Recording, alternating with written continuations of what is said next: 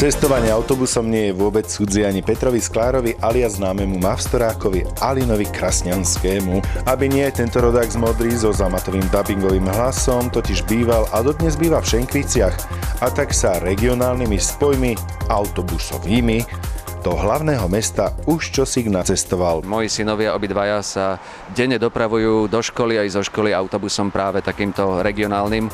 Práve Peter sa stal u nás tvárou celoeurópskej kampane za zvýšenie počtu cestujúcich v autobusoch. Ako napokon sám tvrdí, má k ním tento golfista veľmi blízko. Všetci dobre vieme, že keď prídeme autom na nejaké miesto, tak musíme si vyhradiť x minút na to, aby sme to auto niekde zaparkovali a uložili a aby sme z toho neskrachovali.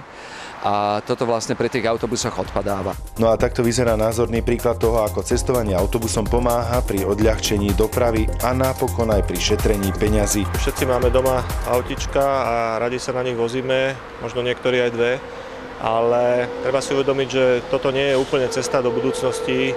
Nechceme nikto skončiť so zahltenými cestami a proste v zápchách a bez možnosti parkovania a mnohými inými negatívami, tak treba to asi trošku vyvážiť a my tvrdíme, že autobus je vhodnou alternatívou. Štandardne cestuje autobusom okolo 30 ľudí. Keby každý z nich použil osobné auto vozidla, by na vozovke zabrali 120-metrový pás.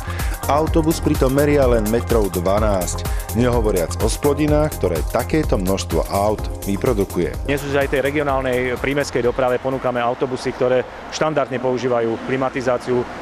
Veľký boom nastáva v rozvoji autobusov nízkopodlažných vo vzťahu k sprístupneniu autobusovej dopravy aj handicapovaným občanom.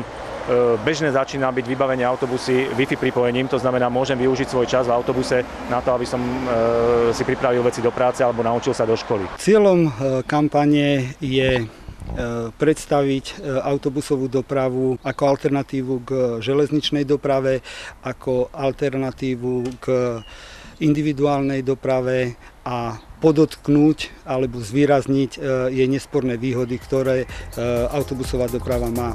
Argumentov za je však podstatne viac. Svoje o tom vie aj hviezda rozhlasovej zelenej vlny Ľuboš Kasala. Stačí, aby približne tých 10, možno 15% vodičov presedlalo z osobných aut do verejných dopravných prostriedkov a zápchy a kolóny prestanú, doprava bude viacej plynulejšia.